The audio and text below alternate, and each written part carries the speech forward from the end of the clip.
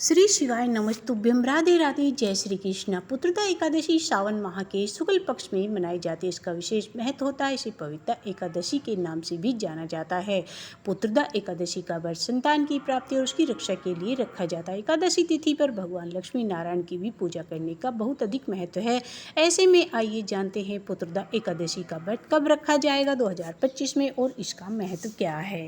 साल में 2 बार आती है पुत्रदा एकादशी। पहली आती है सावन माह में और दूसरी पौष माह में आती है। सावन के मंथ में जो मनाई जाने वाली पुत्रदा एकादशी का अपना अलग महत्व होता है। एकादशी तिथि भगवान विष्णु को समर्पित होती है और अब सावन का महीना चल रहा है जिसमें भोले बाबा शिव की पूजा अर्चना की जाती है। ऐसे में सावन की पुत्रदा एकादशी पर भगवान भोले बाबा और विष्णु दोनों की कृपा पाने का मौका मिलता है। भगवान भोले बाबा और विष्णु भगवान जी हमें मनोवांछित फल की प्राप्ति करते हैं अगर हम अच्छे से पूजा अर्चना करें और सच्चे मन से पूजा करें। पुत्रदा एकादशी का क्या होता है महत्व। पुत्रदा एकादशी को लेकर मान्यता है कि इस दिन वैवाहिक दंपति को व्रत रखना बहुत ही अच्छा होता है और विधि पूर्वक पूरे नियम धर्म के साथ पूजा पाठ करनी चाहिए। इससे अगर उनके संतान भी नहीं है तो संतान प्राप्ति का आशीर्वाद मिलता है। इसके साथ ही भगवान विष्णु शिव जी अपने भक्तों को सुख समृद्धि का आशीर्वाद देते हैं।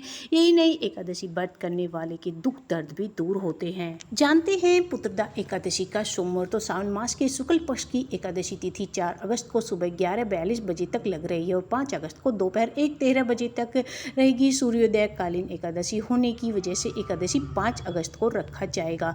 इस दिन ज्येष्ठा नक्षत्र के संयोग में रवि योग का भी संयोग बन रहा है। इसके साथ ही सुबह 4:20 से 2 बजे तक ब्रह्म मुहूर्त और दोपहर 12 बजे से 12:54 बजे तक अभिजीत मुहूर्त रहेगा, जो उत्तम मुहूर्त माने जाते हैं। शुभ कार्यों और पूजा पाठ के लिए बहुत ही अच्छे माने जाते हैं।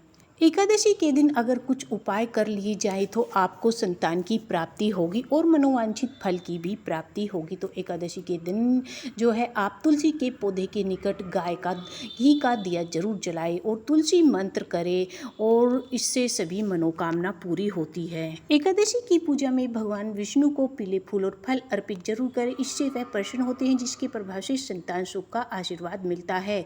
इस दिन भगवान विष्णु और माँ लक्ष्मी को मखाने की खीर का भोग भी लगाया जाता है। इससे संतान के जीवन में चल रही समस्याएं दूर होती हैं।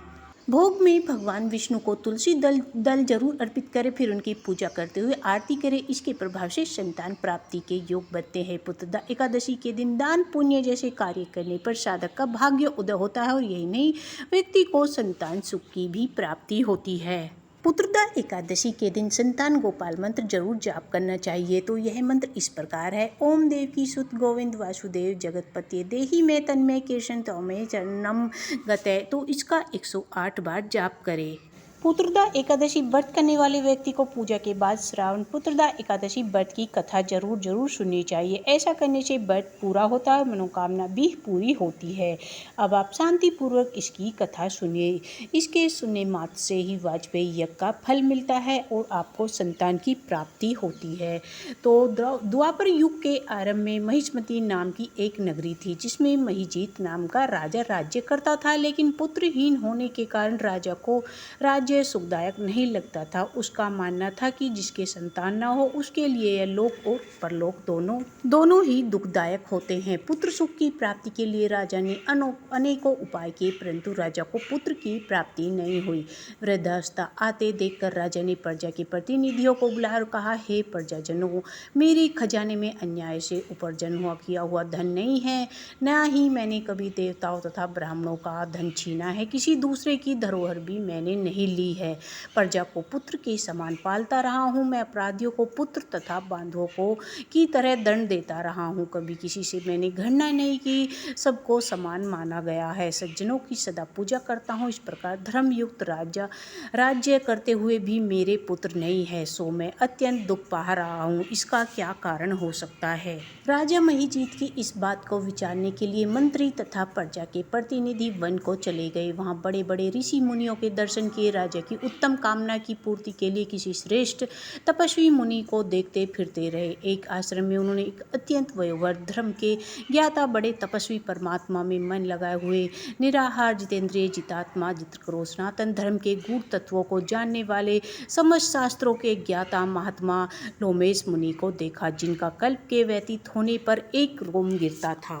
सभी ने ऋषि को जाकर प्रणाम किया। उन लोगों ने आगे कहा कि हम लोग उसकी प्रजा हैं, अतः उसके दुख से हम भी दुखी। आपके दर्शन से हमें पूर्ण विश्वास है कि हमारा यह संकट अवश्य दूर हो जाएगा, क्योंकि महान पुरुषों के दर्शन मात्र से अनेक कष्ट दूर हो जाते हैं।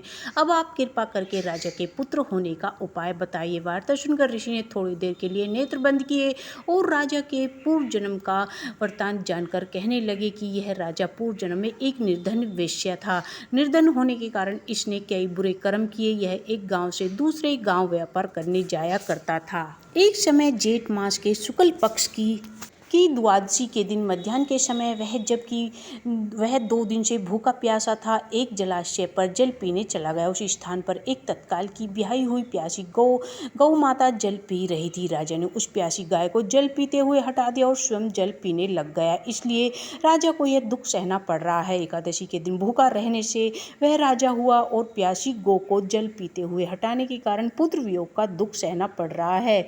ऐसा सुनकर सब लोग कहने लगे कि हे ऋषि, शास्त्रों में पापों का प्रायश्चित भी लिखा है, अतः जिस प्रकार राजा का यह पाप नष्ट हो जाए, आप ऐसा कोई उपाय बताए। लोमेश ऋषि मुनि कहने लगे कि श्रावण शुक्ल पक्ष की एकादशी को, जिसे पुत्रदा एकादशी भी कहते हैं, तुम सब लोग व्रत करो और रात्रि को जागरण जरूर करो, तो इससे राजा का यह पूर्व जन्म का पाप अवश्य नष्ट हो जाएगा। साथ ही राजा को पुत्र की अवश्य ही प्राप्ति होगी।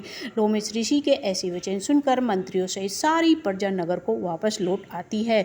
और जब श्रावण शुक्ल एकादशी आई तो ऋषि की आज्ञा अनुसार सबने पुत्रदा एकादशी का व्रत और जागरण किया। इसके पश्चात द्वादशी के दिन इसके पुण्य का फल राजा को दिया गया। उस पुण्य के प्रभाव से रानी ने गर्भ धारण किया और प्रसव काल समाप्त होने पर उसके एक बहुत ही बड़ा तेजस्वी पुत्र उत्पन्न हुआ। इसलिए हे राजन, इस श्रावण शुक्ल एकादशी का नाम पुत्रदा एकादशी पड़ा। अतः संतान सुख की इच्छा करने वाले इस व्रत को अवश्य जरूर करना चाहिए। इसके महात्म्य को सुनने से मनुष्य सब पापों से मुक्त हो जाता है और इस लोक में संतान सुख भोग कर परलोक में स्वर्ग को प्राप्त होता है। तो जय श्री हरि, जय विष्णु, श्री शिवाय नमस्तुभ्यम।